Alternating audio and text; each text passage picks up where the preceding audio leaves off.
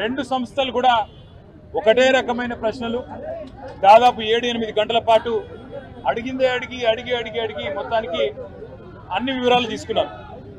రెండు సంస్థలకు నేను చెప్పింది ఏమంటే, మీరు ఎన్నిసార్లు పిలిచినా వస్తా, మీరు ఎన్ని ప్రశ్నలు అడిగినా సమాధానం చెప్తా, సంతృప్తికరంగా చెప్తా, పూర్తిగా విచారణకు సహకరిస్తాను.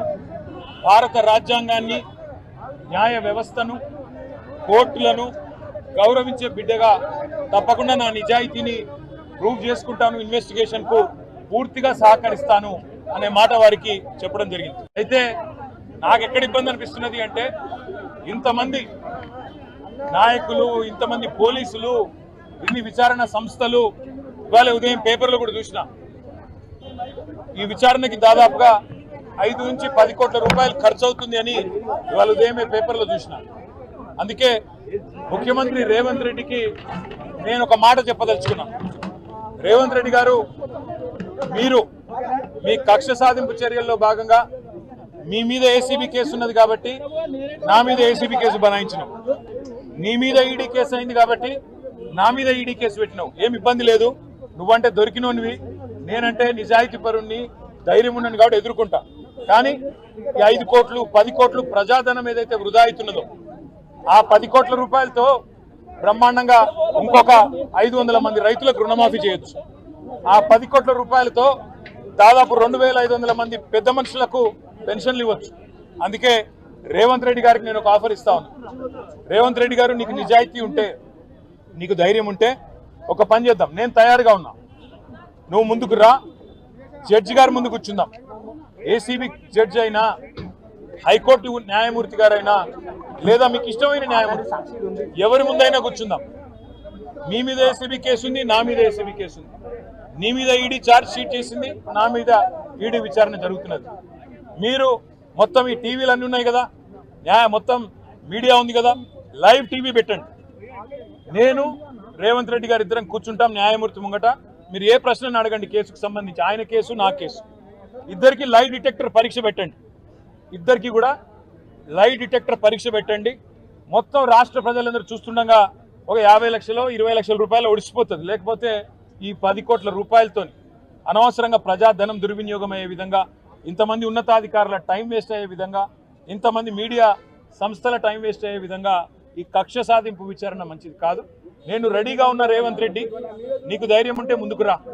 నీ జూబ్లీహిల్స్ ప్యాలెస్లో అయినా సరే, లేదా న్యాయమూర్తి ఇంట్లో అయినా సరే, ఏసీబీ న్యాయమూర్తి ఇంట్లో అయినా సరే, కోర్టులో అయినా సరే, లేదా ఈడీ ఆఫీస్లో అయినా సరే, ఎక్కడైనా నేను లై డిటెక్టర్ పరీక్షకు సిద్ధం.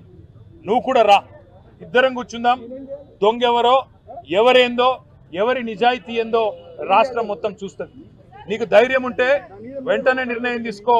డేట్ నువ్వే చెప్పు, టైం నువ్వే చెప్పు, ప్లేస్ నువ్వే చెప్పు, నేను వస్తా. ఇప్పుడు నోరు తెరిస్తే అబద్ధాలు మాట్లాడడం, ఇది అదాని పక్కలు ఉన్నాయని ఎవరు ఈయన పేరు గుర్తుపడతావా? ఏం పేరు ఈయన పేరు?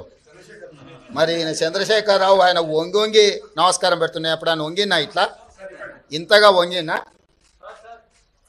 అదేవిధంగా ఆయన ఇచ్చిన వర్కులు కొన్ని నేను లిస్టు చదివి చెప్పిస్తా. KCR invites Adani to set up a power plants in TS.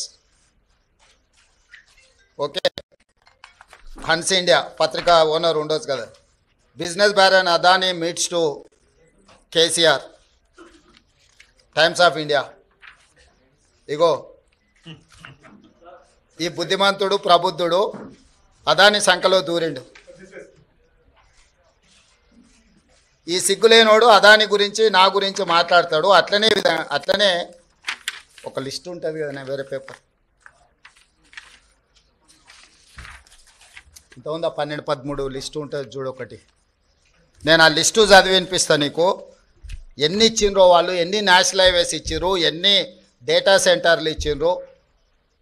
ఒకవేళ సిద్ధంగా ఉన్నాడు ఆయన ఇచ్చిన అన్నిటి మీద విచారణకు, మళ్ళీ విచారణ ఏంగానే చూసిరా నా మీద కేసులు పెడుతురని ఒకలా ఏడుపులు ఏడుస్తుంటాడు. పెట్టూరి జైలుకు పోతానే ఆయన్నే అంటాడు. ఎప్పుడెప్పుడు జైలుకు పోదామా, జైల్లో పోయి ఉందామా అని. ఆయన ఏమనుకుంటున్నట్టు నిన్నవనేదో పేపర్లో చూసిన, జైలుకు పోయిన వాళ్ళు అందరూ అయినరానా? ఆ లెక్కన ముందుగాల వాళ్ళ చెల్లెలు పోయింది మరి. ఆల్రెడీ వాళ్ళ చెల్లెలు జైలుకు పోయి వచ్చింది. అట్లా కూడా ఈయనకు అవకాశం లేదు కదా. ఆ ఛాన్స్ ఒకవేళ తీసుకుంటే కేసీఆర్ ఫ్యామిలీలా ఆల్రెడీ వాళ్ళ చెల్లెలు జైలుకు పోయి వచ్చింది. ఆ ఛాన్స్ ఆల్రెడీ వాళ్ళ చెల్లెలు కొట్టేసింది. ఆ ఫ్యామిలీలో ఉన్న పోటీని తట్టుకోలేక. కాబట్టి ఇట్లాంటి చిల్లర ఆలోచనలు మానాలి. 10 ఏళ్ళు మంత్రి చేసినోడు, అమెరికాలో చదువుకొచ్చినోడు, కొంచెమన్నా జ్ఞానంతో కొంచెమన్నా ఆలోచన విజ్డమ్ వాడాలి కదా.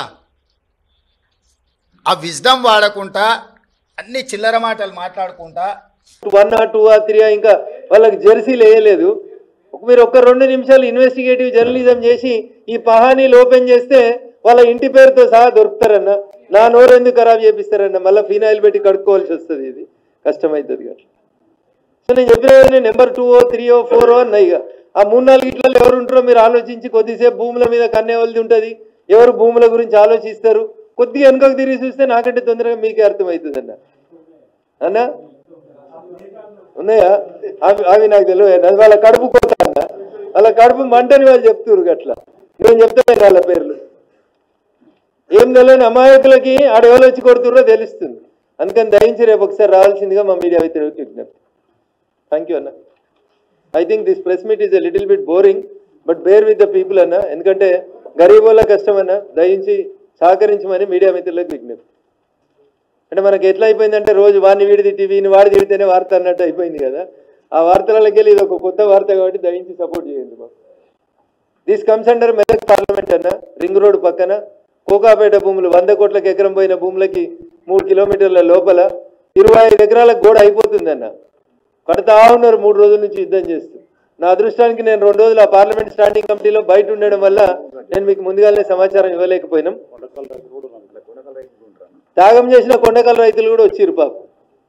వాళ్ళ భూమిని వదిలేసి శంకర్పల్లికి వెళ్ళి రామచంద్రాపురంకి ఇస్తే కూడా పాపం ఆ తాండాలలో ఉండే కొంతమంది గిరిజన బిడ్డలు కొండకల్ వాళ్ళు కూడా దీంట్లో మేము కూడా ఉన్నాం బిడ్డ, వెనకటి నుంచి మా భూములకు కూడా హక్కులు ఇవ్వరని కొండకల్ నుంచి వెలిమెల తాండా నుంచి వచ్చినటువంటి మా గిరిజనుల హక్కుల్ని కాపాడేందుకు మా పక్షాన నిలబడేందుకు మీరు రావాలని సవినయంగా వేడుకుంటూ రేపు 11 గంటలకు మేము మీకోసం వెయిట్ చేస్తామన్నా. Thank you.